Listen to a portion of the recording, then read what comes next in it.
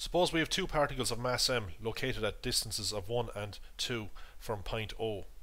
We can consider the turning effect of both of these objects about the point O. We could replace this system here with an equivalent system where we have a particle of a mass equal to the sum of the masses of these two particles. That's m plus m, which is 2m, but at a distance of 1.5 from O. We will see that this mass has the same turning effect about O as these two up here. So in both cases the turning effect will be in this direction about the point O, in a clockwise direction about the point O. Now the position of the 2m mass for this system that's equivalent to this system is known as the center of mass of the first system. So the center of mass of this system is actually halfway between the position of these two masses. It's at a distance of 1.5 from O. That's the situation when both of these masses are the same. If they're different, it's more complicated. The turning effect of each particle is known as its moment, and the definition of the moment of a mass about a point O is the value of its mass times the distance of the object from the turning point, which is O in this case. So the turning point of this object here would be m times 1, the turning point of this one would be m times 2, and the turning point of this one would be 2m times 1.5. You will find that m times 1 plus m times 2 is equal to 2m times 1.5. So we can get the mass in kilograms and distance in meters. So the units of moment will be kilograms meter, kilograms times meters. So in this example, the moment for this mass is 5 times 8, 40 kilogram meter, and for this one it's 5 times 10, 50 kilogram meter. So the masses are in kilograms and the distances here are in meters. Now in this system here we have two objects of mass m and 3m at distances of 6 and 10 respectively from turning point O. We want to find the center of mass of this system. So we're assuming that everything else is massless. If these masses are on a bar or a plank of wood or something, well, it's zero. Its mass is ignored, it's zero. So we want the center of mass of just these two masses. Well, we want the center of mass of this system. So instead of two separate objects of mass m and 3m, we want to replace them with one object of mass 4m. Just add these masses together. So where do we position mass 4m so that it has the same turning effect as these two masses separately, or well, the sum of the turning effects of these two. So let's call x bar the position of the center of mass of the system. So what we do is we get the turning effects of each of these objects. So that's m times 6 and we have 3m times 10, and we add those moments together. If we do that, we get 36m. And the moment of this system must be the same as the moment of the equivalent system, where we have a mass of 4m. The moment of the 4m mass is 4m times x bar. So we want 36m to equal 4m times x bar. So if we solve that equation, we have 36m divided by 4m gives us 9. So now we know that the center of mass is roughly here. It's a distance of 9 from the origin O. So what we can do is we can replace both of these masses with a 4m mass located at a distance of 9 meters from the origin, and this 4m mass will have the same turning effect as these two masses. Now in this example we will take the general case of two masses m1 and m2 located to the right of the origin. We want to find the position of the center of mass of the system. So the distance of m1 to O is x1, the distance of m2 to O is x2. So we get the turning effect of each of these two masses. That's m1 times x1, and then we have m2 times x2. We add those moments together to get m1 x1 plus m2 x2. So we want the total mass m1 plus m2 to have the same turning effect as these. So we imagine a single mass which is equal to the sum of these two masses.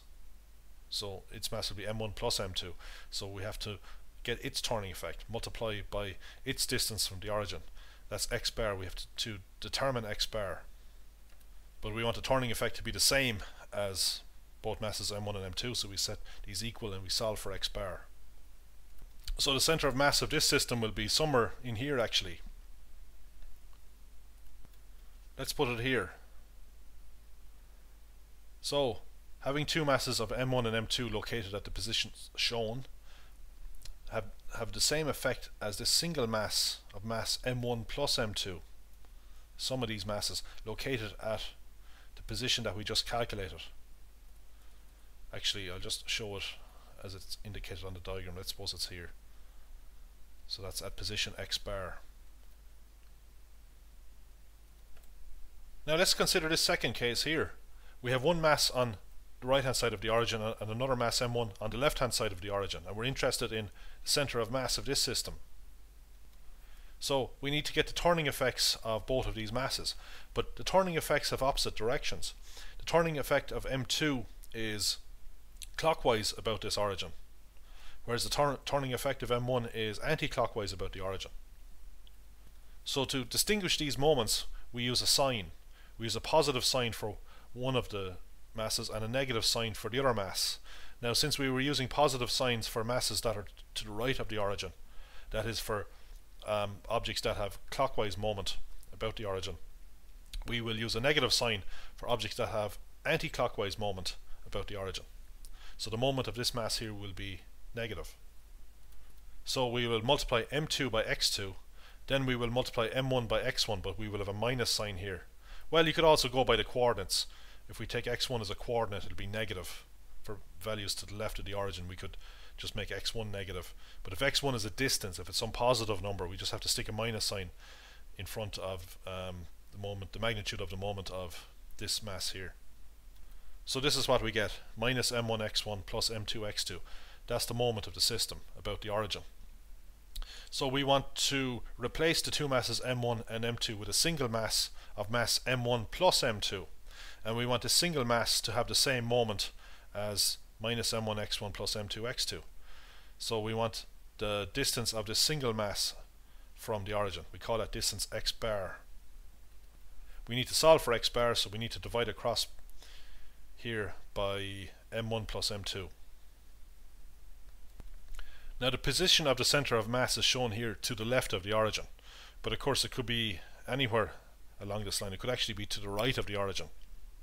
It depends on the sizes of the masses and the distances of them from the origin. If we're working with the coordinates, if x1 is a coordinate, we can drop this minus sign here, because then x1 will be negative. So it will ensure that this mass m1 has negative moment. In this case, anti-clockwise. We're taking anti-clockwise to be the negative moment. So you see, it depends on what we have up here in the numerator. Is the magnitude of m2 x2 bigger than the magnitude of this? If it is, then this center of mass will actually be over here somewhere. It'll be positive. So it all depends on the relative sizes of the magnitudes of these quantities.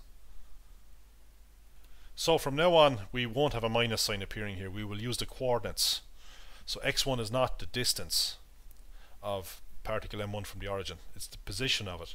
It could be positive or negative depending on whether m1 is to the left of the origin or to the right of the origin. So we won't see any minus signs appearing from now on.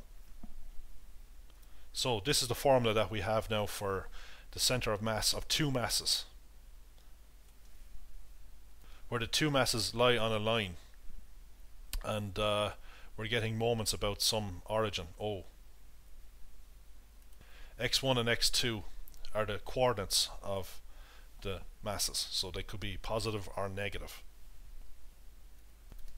Notice that we can write this formula like this. We're summing mi times xi. Actually, we're summing here from I equals 1 to I equals 2. So we have m1 x1 plus m2 x2, and underneath we have the sum of the masses from I equals 1 to 2. So we have m1 plus m2. Now we can actually extend this formula to more than two masses. We could consider a third mass m3, and we could consider the center of mass of a new system, three masses. So this is what we'll get for the situation of three masses. we get the moments of the three masses, and we want that to be equal to the moment of a single mass of mass m1 plus m2 plus m3. So as you can see, when we divide across, we get a formula of the form sigma mi xi divided by sigma mi, but we're summing this time from I equals 1 to 3, or whatever. We could have 4 masses or 5, and so on. Let's take this example here. We want the center of mass of the 4 masses shown here. So we're going to take moments about the point 0. So we have to multiply each mass by its coordinate, xi. So this mass here is 9, so that would go in for the mass. So that'd be m1 if you like. m1 is 9. x1 then would be its distance. Well, not its distance actually, but its coordinate. If we're talking about a distance, we have a positive quantity. But as I explained before, we're working with the coordinate xi now. So everything will work out right. So the moment of this mass will be negative. It'll be anti-clockwise about 0. Anyway, we'll get 9 times minus 1 for that moment. And then for the next mass, we can call it m2, this mass here. Its mass is 1, that'll be 1 times its position, which is 2. And that's that one. The next one, this is the third mass. This is like m3 if you like. This would be 5 times its position, which is 6. And finally, the last mass, m4 if you like, is 2. Multiply that by its coordinate is 8. So we have 9 times minus 1 plus 1 times 2 plus 5 times 6 plus 2 times 8. So that's what we have here on top. That's sigma mi xi, and we divide that by sigma mi. We just sum the masses. 9 plus 1 plus 5 plus 2. So what we can do is we can replace our system with a single mass of mass 17 actually, the sum of all the masses, at a position plus 2.29. So that would be roughly about here. So we can replace all 4 masses with a mass of 17 at about this position, 2.29. Sorry, 2.29 is closer to 2 than it is to 3, about here. Now let's consider particles in a plane. So all of these blue shaded particles are masses, m1, m2, m3, etc. The general mass is just mi. We want to replace all these blue masses with a single mass m, which is the sum of all the blue masses, and this single mass must have the same turning effect about the origin as all the blue masses do. So we call the position of the center of mass of the system x bar comma y bar. So we have 2 coordinates to deal with here, not just x coordinates but y coordinates. So we have the same formulas as before, but we just have we have the same formula, but we have 2 of them actually, one for x and one for y. So here they are. They're identical except for a change of coordinate from x to y. So let's take this example. We have 3 masses, 5, 3 and 9, and located at these coordinates, and we want to find the coordinates of their center of mass. So here's a rough picture. We have 5 kilogram mass here, 3 kilogram mass here, and 9 kilogram mass here. Roughly speaking, if we get a feel for these figures, we would expect the center of mass to be probably around here, certainly not over here. So we want to replace these 3 masses with a single mass of mass 5 plus 3 plus 9, that's 17. And we want to get the position of a single mass of 17 that has the same turning effect about the origin as these 3 masses put together separately. So we have to calculate this quantity, multiply the mass by its x coordinate. So 5 times minus 1, that takes care of the direction of the moment. So it's moments about the y-axis actually for this point. Well, we're talking about moments about the origin, but that comes about by splitting the moments into y-axis, moments about y-axis and moments about x-axis.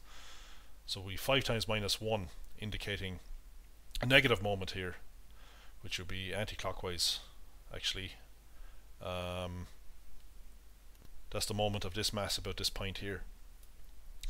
And the moment of this mass is 3 times 4, the moment of it about this point here, 3 multiplied by 4, and that's going to be clockwise. It's positive. And finally we have 9 times 8, it's clockwise again, which is taken to be positive here. We divide that by the sum of the masses, and similarly for y bar, we multiply the mass by the y coordinate. For each mass, sum them up and divide by the sum of the masses. So calculating those, we get roughly 4.65, 4.53. That's about here actually.